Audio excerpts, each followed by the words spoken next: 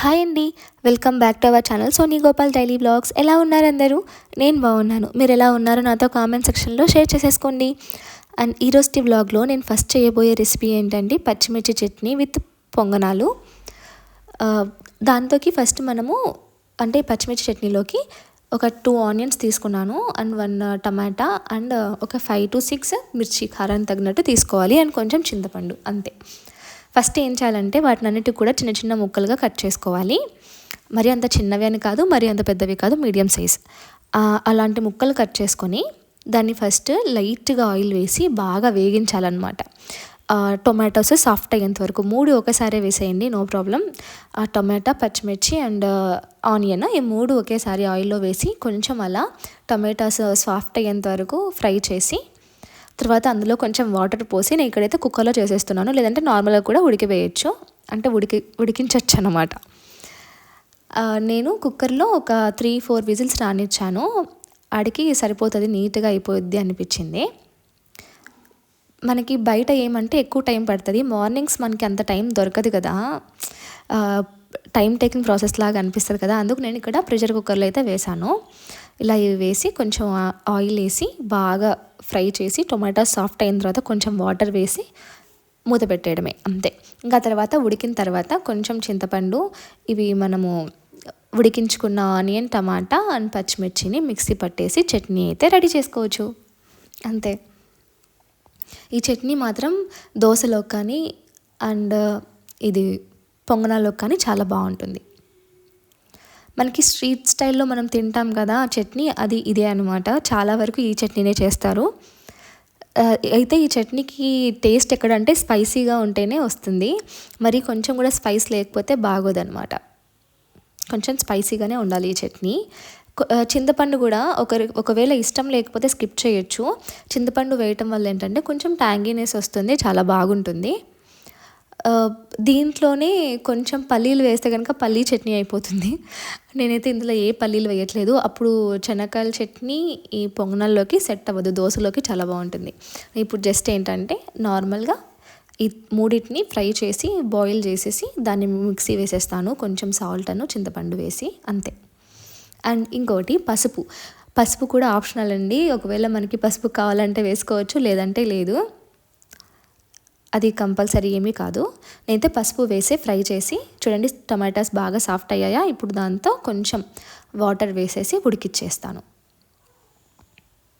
And ఇందులోకి ఏంటంటే దోసపిండిలో కొంచెం ఆనియన్స్, పచ్చిమిర్చి, మనకు కావాలంటే కొత్తిమీర, కరివేపాకు, ఇవి క్యారెట్స్ ఇలా అన్నీ తురుము పట్టి వేసేయచ్చు.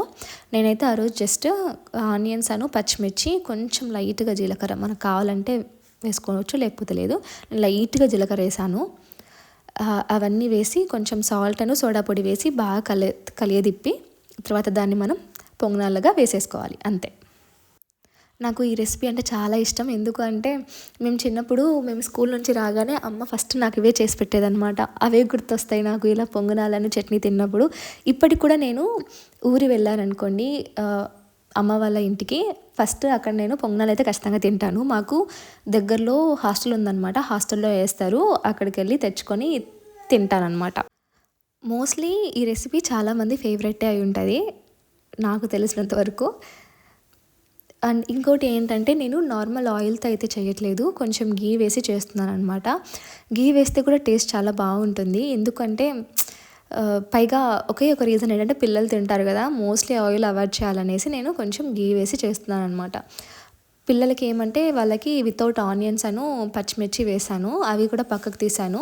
ఇవేమో మా కోసము కొంచెం ఆనియన్, పచ్చిమిర్చి అవన్నీ వేసి చేసుకుంటున్నాను అనమాట. వీటిలోకి కొంచెము ఆయిల్ కానీ గీ కానీ కొంచెం ఎక్కువే పడుతుంది, ఎందుకంటే మొత్తం 2 sides ఫ్రై అవ్వాలి కదా, అందుకు. మోస్ట్లీ మేము ఇది ఈవినింగ్ టైమ్స్ ఎక్కువ తింటాము, అప్పుడప్పుడే మార్నింగ్ టైమ్స్ తింటామన్నమాట. ఆ రోజు ఎందుకో పొంగనాలు తినాలనిపించి క్రేవింగ్ వచ్చింది, అందుకు నేను ఇంకా మార్నింగ్ ఇది చేశానన్నమాట రెసిపీ.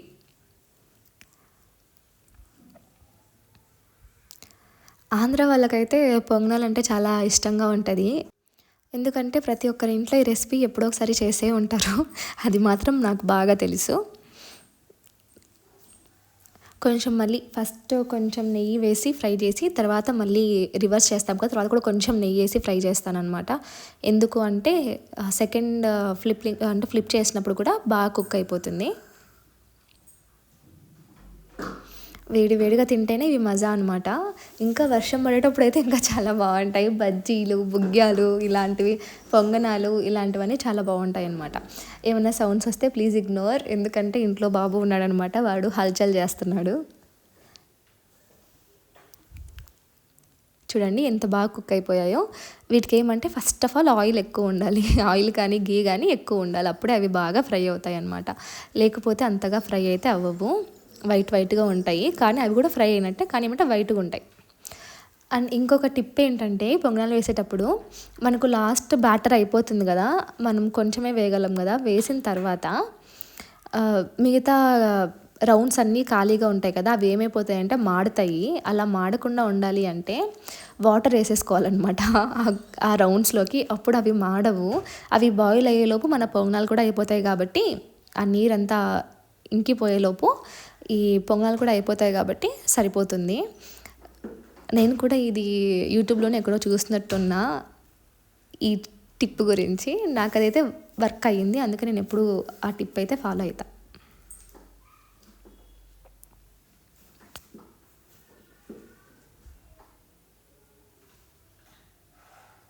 ఇంకోటి ఏంటంటే అలా వాటర్ వేసేటప్పుడు కొంచెం జాగ్రత్తగా ఉండాలి, ఎందుకంటే అంత వేడి పెనం కదా, వేసినప్పుడు కొంచెం చిట్లుతాయి, కాబట్టి కొంచెం జాగ్రత్తగా అయితే ఉండాలి. పక్కనే ఉంటే కనుక చేతి మీద పడితే ఆ వేడి నీరు అనేది, కాబట్టి కొంచెం కేర్ఫుల్గా ఉండండి. ఆ రోజు మా బ్రేక్ఫాస్ట్ అయితే ఇంకా పొంగనాలను చట్నీతో ఫినిష్ అయిపోయిందనమాట. ఇంకా ఈవినింగ్ స్నాక్స్లో చాలామంది ఫేవరెట్ బొరుగులు కూడా ఉంటాయన్నమాట, కారం బొరుగులు అంటాం మేము, అవి కూడా ఎక్కువ ఇష్టంగా తింటారు. మేము ఎప్పుడైతే స్కూల్ నుంచి ఇంటికి వస్తామో మా మమ్మీ పొంగనాలు కానీ లేదంటే కారం బొరుగులు కానీ ఎగ్ దోశ కానీ వేసి ఇచ్చేదనమాట. అవన్నీ గుర్తొస్తాయి నాకు ఎప్పుడైతే రెసిపీ చేస్తూ ఉంటానో. అలా ఓల్డ్ మెమరీస్ కూడా అంటే అలా గుర్తు తెచ్చుకుంటూ ఉంటాను, రిమెంబర్ చేసుకుంటూ ఉంటాను. ఇంకా ఏంటి అంటే మార్నింగ్ టైమ్స్ మా హస్బెండ్ తింటారు కదా ప్లేట్, తను తిన్న తర్వాత అట్లనే మిగిలి పెట్టేసిపోతారు అనమాట, ఖచ్చితంగా మిగిలిస్తారు. ఇంకా వాటిని వేస్ట్ చేయడం ఎందుకు అనేసి మనం దాంతోనే తినేస్తాం. ఎంతమంది అలా ఉంటారు చెప్పండి, ఒక్కటి కూడా ఎక్స్ట్రా ప్లేట్ పడకూడదు అని ఆ ప్లేట్లోనే తినేసి కడిగేసేవారు ఎంతమంది ఉన్నారు చెప్పండి. నేను కూడా అలాంటి బ్యాచ్ అనమాట. ఎందుకు ఊరికే మరీ ప్లేట్స్ అన్నీ వాడటం అనేసి ఉన్న ప్లేట్లోనే తినేసి ఇంకా కడిగేసి పక్కన పెట్టేస్తాను అనమాట. అండ్ ఆ రోజు ఇంకా ఏం జరిగిందంటే మా పిల్లలు మా ఆయన పర్స్ తీసుకొని బట్టల్లో వేసారనమాట. ఆ బట్టలన్నీ తీస్తూ ఉంటే వాళ్ళు వచ్చి మొత్తం లాగేశారు, అందువల్ల బట్టలన్నీ కింద పడ్డాయి అనమాట. టోటల్ మెస్ అయిపోయింది. ఇంకా ఆ మొత్తము ఏదైతే బీరువా ఉందో మొత్తం సర్దాను అనమాట, ఒక్క బట్ట కూడా వదలకుండా మొత్తం సర్దాను. నడుములు పోయాయి నాకు, మామూలుగా కాదు. ఏదో ఒక విధంగా వాళ్ళు బట్టలన్నీ కింద వేసేస్తారనమాట, అది వాళ్ళకు ఎందుకో తెలియదు, అదొక వాళ్ళ ఇష్టం. బట్టలన్నీ ఏదో ఒక విధంగా కింద వేస్తూ ఉంటాను, నేను దాన్ని ఆ మెస్నంతా క్లియర్ చేస్తూ ఉంటాను. నాకు అదే టైం సరిపోతుంది. అందరూ అనుకుంటారు కదా ఏం టైం ఉంటుందో ఏమో, చాలానే టైం ఉంటుంది అనుకుంటాను, పిల్లలే కదా అది అనుకుంటారు. కానీ చిన్నపిల్లలు ఉన్న ఇళ్ళు చాలా దారుణంగా ఉంటాయి, ప్రతి క్షణం ఏదో ఒక పని అయితే ఉంటుంది. అండ్ మీరు ఇందాక చూసారు కదా బెడ్, అక్కడేమో నేను ముకుంద పడుకుంటాం అనమాట. ఇంకా బెడ్రూమ్లో అన్నీ వీలైనంత వరకు సార్ట్ అవుట్ చేశాను. ఇంకా శారీస్ ఉన్నాయి, ఇంకా శారీస్ ఒక్కటి ఇంకా మార్నింగ్ సార్ట్ అవుట్ చేద్దాంలే అనేసి ఇంకా వదిలిపెట్టేసి ఇంకా పాపని పడుకోబెట్టేసి మేము పడుకున్నాం అనమాట. క్యూట్గా పడుకొని ఉన్నారు అక్కడ. ఎందుకంటే వీళ్ళిద్దరూ ఒక చోటే పడుకుంటే ఇంకా నిద్ర రాదనమాట రాత్రులు. చూసారు కదా ఇద్దరు పాలు తాగుతున్నారు కదా, వాళ్ళు ఇంకా నిద్రపోతారని అర్థం. అదేంటంటే అలా పడుకున్నప్పుడు ఒకరినొకరు తన్నుకొని లేయటము, ఇంకా నైట్ అంతా కూడా క్రేజీగా బిహేవ్ చేస్తారనమాట. అందుకే మేము ఇలా సపరేట్గా పడుకుంటాము. నేను ఒకరిని తీసుకున్నా, తను ఒకరిని తీసుకొని పడుకుంటారనమాట. నేను ఇట్లా హాల్లో పడుకుంటాము, లేదంటే మా ఆయన హాల్లో పడుకుంటారు, నేను బెడ్రూమ్లో అలా పడుకుంటాం అనమాట. మొత్తం ఎంత చిందరవందర చేస్తారంటే అంత చిందరవందర చేస్తారు వాళ్ళు ఇద్దరు కనుక ఒకే బెడ్లో ఉంటే. అండ్ ఇంకోటి ఏంటంటే వాళ్ళు ఒకరు ఈస్ట్లో పడుకుంటే మార్నింగ్ అయ్యేసరికి ఏ వెస్ట్లోనో నార్త్లోనో సౌత్లోనో తేలుతారనమాట. ఒకరు ఒక చివరి ఉండే ఇంకొకరు ఇంకో చివరికి వస్తారు, దానివల్ల ఇంకొకరు కింద కూడా పడతారు. ముకుంద చాలా వరకు బెడ్ మీద పడుకుంటే కింద పడతాడు. అండ్ ఆ హాల్లో వేసిన బెడ్లో అందరం సరిపోమన్నమాట. అందుకు ఇంకా అలా డివైడ్ అయ్యి పడుకుంటాం. అలా ఆ రోజు నైట్ అయితే కంప్లీట్ చేసుకున్నాము. ఇంకా బట్టలు అయితే చాలానే ఉన్నాయి. ఇంకా మరుసటి రోజు పాపని స్కూల్కి పంపించి బాబుని నిద్రపుచ్చి తర్వాత ఆ పని అంతా కంప్లీట్ చేసుకున్నాను అనమాట. ఇప్పుడేమో పాప స్కూల్కి వెళ్తుంది. ఇంక వెళ్ళేటప్పుడు కొంచెం వీడియో తీశాను నేను. వీళ్ళకి ఇది స్కూల్ యూనిఫామ్ అనమాట. చాలామంది అడుగుతున్నారు ప్రతిరోజు టీషర్ట్ వేసి పంపిస్తున్నారని. అది టీషర్ట్ వేసి పంపించడం కాదు, ఆ టీషర్టే వాళ్ళ యూనిఫామ్. అది యూరో కిడ్స్ అనమాట వాళ్ళు చదివేది. యూరో కిడ్స్లో అలాంటి యూనిఫామ్స్ 3 ఉంటాయన్నమాట. Yellow, green and blue T-shirts ఇస్తారు. వన్ డే ఒక్కొక్కటి మనం వేయాలన్నమాట. మండే ట్యూస్డే ఒక యూనిఫామ్ ఉండిద్ది. అంటే Monday blue, Tuesday green and Wednesday ఏమో colour dress, Thursday yellow and Friday వచ్చేసి మళ్ళా బ్లూ, అలా అనమాట. ఇంకా వాళ్ళు మొత్తానికి రెడీ చేసి వాళ్ళ బ్యాగ్స్ అన్ని ప్యాక్ చేసి పంపించేశాను అనమాట. ఇక్కడ వీళ్ళని పంపించే టైంకి నేను ముకుందాన్ని మళ్ళీ నిద్రపుచ్చాల్సి ఉంటుంది. వాడిని పడుకోబెట్టిన తర్వాతే నాకు టైం దొరుకుతుంది. డైలీ మా హస్బెండే తనని దించేస్తారనమాట. వీళ్ళకి వ్యాన్ కూడా ఉంది, కానీ ఎందుకు ఇంకా అక్కడే కదా దగ్గరే అవుతుంది మాకు స్కూల్ దగ్గర నుంచి ఆఫీస్కి అనేసి ఇంకా తనే డ్రాప్ చేస్తారు. అండ్ ఆ రోజు క్యాప్ మర్చిపోయానమాట. మరి ఇంకా క్యాప్ అని అడిగితే మరీ వెళ్ళి క్యాప్ ఇస్తూ ఉన్నాను.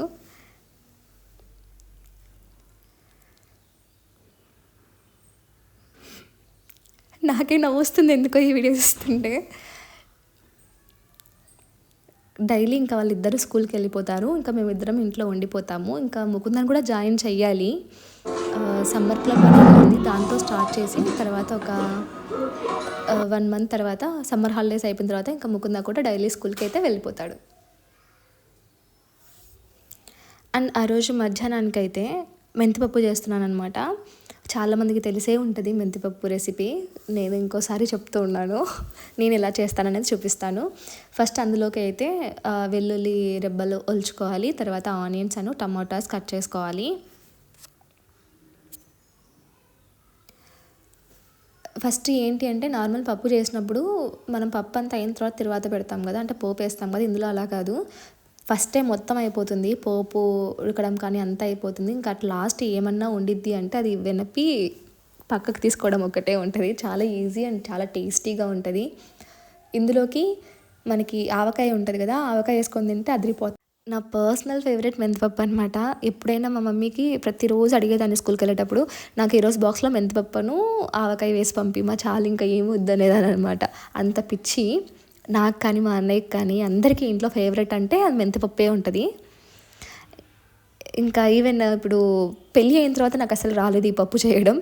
చాలా ఇయర్స్ పట్టింది ఈ పప్పు నేర్చుకోవడానికి. మా మమ్మీ ఇంకా ఇక్కడికి వచ్చినప్పుడు అలా చూసి చూసి చూసి ఇంకా తను చేసేటప్పుడు నేర్చుకున్నాను అనమాట.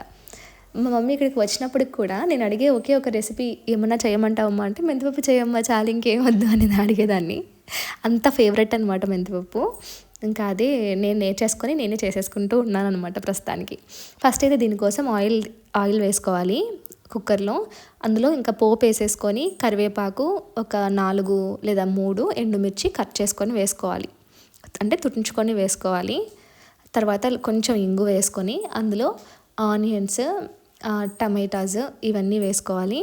తర్వాత పప్పు మనం ఏదైతే కడిగి పెట్టుకుంటాం కదా కందిపప్పు, ఆ కందిపప్పును కూడా వేసేసుకొని బాగా కలిదిప్పేసి కొంచెం పసుపు వేసి చింతపండు వేసి కొంచెం కారం పొడి వేసి బాగా కలిదిప్పుకొని అందులోకి ఇంకా వాటర్ కూడా వేసేసి బాయిలింగ్కి పెట్టేయడమే. చాలా సింపుల్ బట్ చాలా టేస్టీగా ఉంటుంది. ఒక్కసారి ట్రై చేయండి. ఇక్కడైతే నేను పచ్చిమిర్చి కట్ చేస్తున్నాను. ఇవి ఎండుమిర్చి చేతి తాకాలంటే చాలా కారం వస్తుంది కదా అనేసి నేను కట్ చేసి వేసేస్తాను అనమాట. అతో ఈ కట్టర్ ఉంది, నేను మోస్ట్లీ మనం కిచెన్లోకి ఒక సిజర్ పెడతాం కదా, ఆ సిజర్తో కట్ చేసి వేసేస్తున్నాను అనమాట.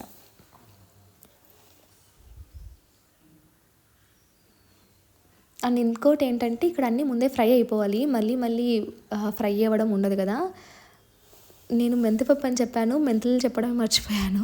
ఒకసారి మళ్ళీ చెప్తాను చూడండి. ఇప్పుడు ప్రస్తుతానికి దాంతో ఆయిల్లో పోపు వేసేసి ఎండుమిర్చి వేసేసి తెల్లవాయిలు వేసేసి ఆనియన్స్ వేసేసి అండ్ కొంచెం మెంతులు వేసేసి ఫ్రై చేసుకోవాలన్నమాట.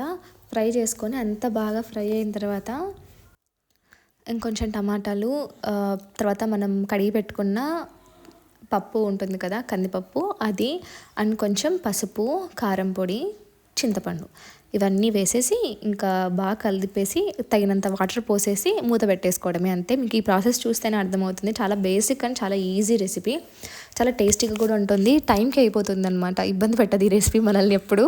ఎప్పుడైనా నేను ఇంకా టైం లేదు ఫాస్ట్గా చేయాలన్నప్పుడు మెంతిపప్పు లాంటివి చేస్తూ ఉంటాను అనమాట. ఎందుకంటే మరి దానికి తిరువాత పెట్టడం కానీ అట్లా టైం వేస్ట్ పని ఏమి ఉండదు. మొత్తం ముందే అయిపోతుంది కాబట్టి జస్ట్ ఊరికి అట్లా వెనిపేసి పక్కకు తీసుకొని ఇంకా తినేసేయటమే. అండ్ ఫెయిల్ అవుట్ అయితే ఎప్పుడు అవ్వదు. ఒక్కసారి మంచి కుదిరిందంటే ఇంకా మంచిగా అవుతూనే ఉంటుంది, ఇబ్బంది లేదు.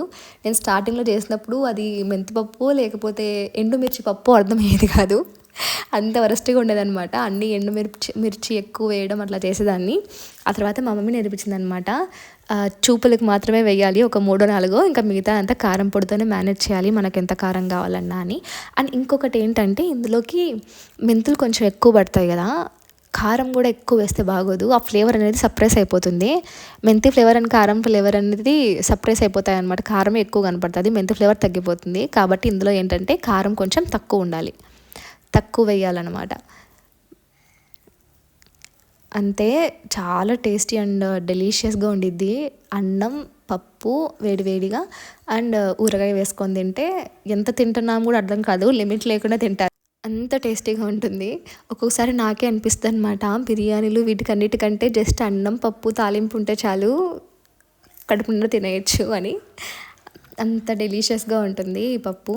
అంత అంటే అన్ని డిషెస్ బాగుంటాయి కానీ ఈ డిష్ ఇంకొక ఎత్తు అనమాట. అండ్ ఇంకోటి ఏంటంటే ఆ రోజు మార్నింగే పొటాటో ఫ్రై చేశాను, పొద్దునే చేసి పెట్టేశాను అనమాట. చపాతీలోకి తిందాంలే అనేసి, సంథింగ్ ఆ రోజు చపాతీ కూడా ఉండే, అందుకు పొటాటో ఫ్రై చేసుకున్నాను. ఇంకా అవి రెండు కాంబినేషన్గా మధ్యాహ్నం తినేసాం, అన్నం పప్పు తాలింపు ఊరగాయతో. అండ్ ఇంకోటి ఏంటంటే నేను బట్టలన్నీ సర్దేశాను అనమాట, అది చూపిస్తున్నాను. ఇలా ఆర్గనైజ్ చేశాను. మాకు చాలా లిమిటెడ్, ఇలాంటిది ఇంకొక కబోర్డ్ మాత్రమే ఉంది. ఇంకా మా నలుగురి బట్టలు ఆ 2 కబోర్డ్స్లోనే పట్టాలన్నమాట. అందుకనేసి నేను ఇలా సెట్ చేసుకున్నాను. ఏమన్నా ఆర్గనైజర్స్ తెప్పించుకోవాలనుకున్నాను కానీ వాటికే ప్లేస్ మొత్తం పోతుంది, కనిపించదు, అన్నిసారికి తీసి పెట్టాలంటే టైం దొరకదు కదా అనేసి ఇలా చేశాను. ఏ సారీకి ఆ బ్లౌజ్ పెట్టేసుకొని నీట్గా ఇట్లయితే ఆర్గనైజ్ చేశాను అనమాట. ఇంకా పైన ఏంటి అంటే శారీ పెట్టికోట్స్ అను పిల్లలవి ఎప్పుడైనా అకేషనల్ వేరే ఉంటాయి కదా అవి పెట్టేశాను. అండ్ పాపవి హెవీ బట్టలు ఉంటాయి కదా గౌన్స్ అలాంటివి, అవన్నీ కూడా కట్టల బ్యాగ్లో పెట్టేసి ప్యాక్ చేసేసి పైన పెట్టేశాను అనమాట. ఇంకా ఎప్పుడైనా అవసరం ఉంటే తీయచ్చులే అని. అకేషనల్ వేర్ మనం ప్రతిసారి యూజ్ చేయం కదా అందుకు. అండ్ ఇంకోటి ఏంటంటే నేను బెడ్రూమ్ని కూడా కొంచెం ఆర్గనైజ్ చేశాను అనమాట, కొంచెం మోడిఫికేషన్ చేశాను. అది కూడా నేను చూపిస్తాను ఎలా చేశాను అన్నది, నెక్స్ట్ వ్లాగ్లో అప్లోడ్ చేస్తాను. ఇప్పుడు మొత్తం ప్లెయిన్గా ఉంది కదా బెడ్రూము, అలా ఏం లేదు, ఇప్పుడు మొత్తం కూడా చేంజ్ చేశాను. అది నేను మీతో షేర్ చేస్తాను ఎలా చేంజ్ చేశాను అన్నది. వీడియోలో ఫోటో కనపడుతుంది కదా మా పాపకి వీడియో ఫోటో అనమాట, అది అప్పుడు 5 months ఏమో అంతే, ఎంత క్యూట్గా ఉండిందో, అది నచ్చి మేము ఇంకా అట్లే ఫోటో ఫ్రేమ్ చేయించుకున్నాము. అండ్ ఇది అండి ఈరోజు వ్లాగ్. మీకు ఎలా అనిపించిందో ఖచ్చితంగా నాకు కామెంట్స్ అయితే చేయండి. మొత్తం డే ఇన్ మై లైఫ్ చూపించలేము కదా, పిల్లలు ఉన్నప్పుడు ఫోన్ వాళ్ళు చూస్తారు కాబట్టి వాళ్ళు కొంచెం నాకు ఫోన్ ఇవ్వరు. అండ్ నేను ఫోన్ తీయడం చూసారంటే వాళ్ళు కావాలని ఏడుస్తారు, అందుకే ఎక్కువ ఫోన్ యూజ్ చేయను. వాళ్ళు లేనప్పుడే నేను షూట్ చేసుకొని వాయిస్ ఓవర్ అందుకు ఇచ్చుకుంటూ ఉంటాను. ఇంకా అక్కడ పాప అయితే ఫుల్ అల్లరి చేస్తుంది, ఫోన్ చూస్తుంది అది కూడా. ఓకే అండి, see you next vlog. Thanks for watching. మీకు ఎలా అనిపించిందో ఖచ్చితంగా కామెంట్ అయితే చేయండి. Bye bye.